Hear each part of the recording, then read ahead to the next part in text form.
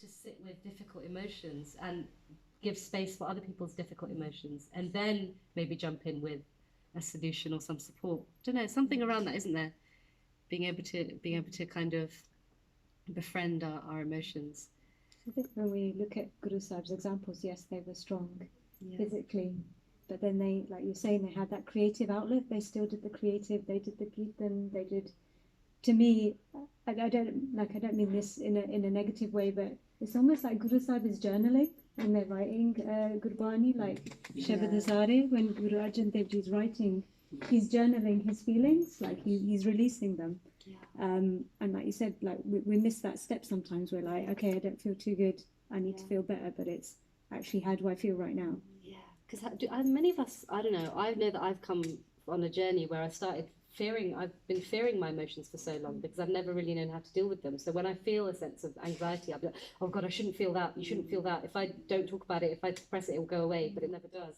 So I think we come from a culture conditioning is that we just suppress. But yeah, using creative ways. So there were some strategies the other group came up with: music, kirtan, writing. Some people are artistic. Finding our creative outlet. Do you want to ask the group kind of strategies? Yeah, what strategies do you guys have, or that you might have used at some point, but they've kind of, you've lost touch with them? You know, aspects of yourself that you can kind of use to.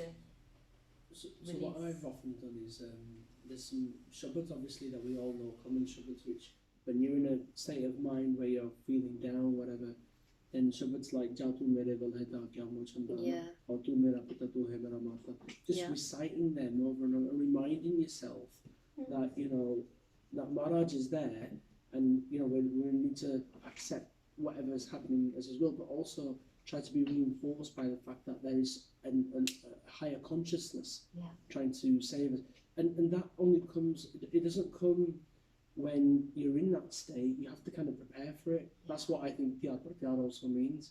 You know, just being ready for it, preparing yourself, so when that day does come, you can refer to some good Bani guidance, what Maharaj is telling you to help you through it. Yeah, because when we're in that wave of strong emotion, our rational brain kind of shuts off, so we don't really know what to do. We just feel overwhelmed, and then we do things that maybe are unhelpful, like watching loads of TV or Netflix, which is what I do, to just try and dampen things down. Or, you know, people turn to drugs, alcohol, whatever, unhelpful ways.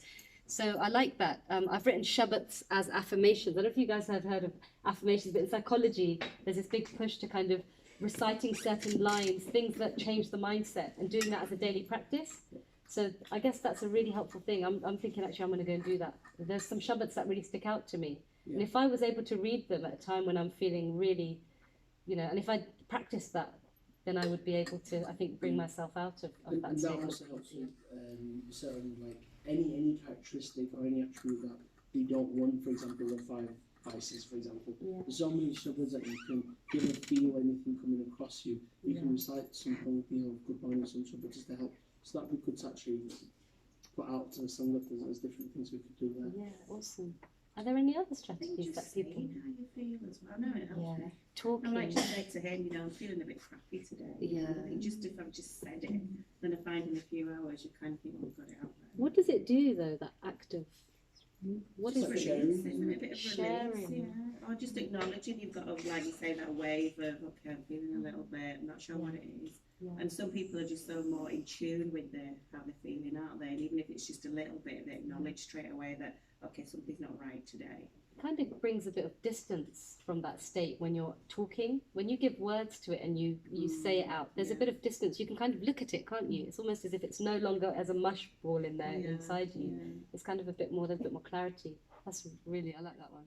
Talking. That's part of the reason for that Sangat as well, isn't it? Yeah, Sangat's powerful. To answer the problems, it's there just into the discussion and doing things together. But I think for me personally, it was for all this is perspective. You know, I really, you know, it was taking down what things will affect me. So there's a lot of things that happen around the world, you know, around us and so forth, that we let affect us. But when you take a step back and say, well, actually, should it affect? Does it make an impact on the way I live my life? Does it have an impact on my kids, my family? And you find that actually half of the things don't. So what someone says doesn't reflect anything on your own life. So, so it's trying to have a changing the mindset, isn't it? proactively trying to know what are the things that will affect me. Like Okay. what to carry around and what to just Exactly. drop. Yeah. Like awareness. Yeah, I'm doing that before.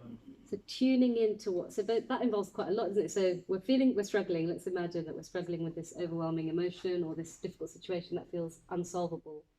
And then usually what would we do? Like that would make it worse. Just I think sometimes what do we people tend to do? Dwell on something. Dwell on it maybe, keep it to yourself, feel they have to avoid do something. it. Yeah. Yeah. Sometimes feel they have to do something. Do something whereas to try and actually get rid of take a it. step back. Okay, so stepping back and then just witnessing what's happening, being able to sit with that experience, and then you get some perspective on it. You kind Yeah, it's also if I do nothing, what's the worst that can happen? so Yeah, having I think certain it's questions in your mind that can yeah. help you to. So is it a What's the balance of worst? knowing what you can control and what you can't control? Yeah, but it's also attachment. So I know there's a lot of thinking about around attachment, and I don't think that's saying don't give, don't care about it. But I think sometimes we value other people's how do I say, opinions or things a bit too Yeah. much in terms of. Sometimes you have to let people be who they are. Yeah. You just have to reflect on how I'm going to deal with it. Yeah. So it's kind of trying to disentangle what's going on in your head. Is it something somebody else has said? Is it somebody else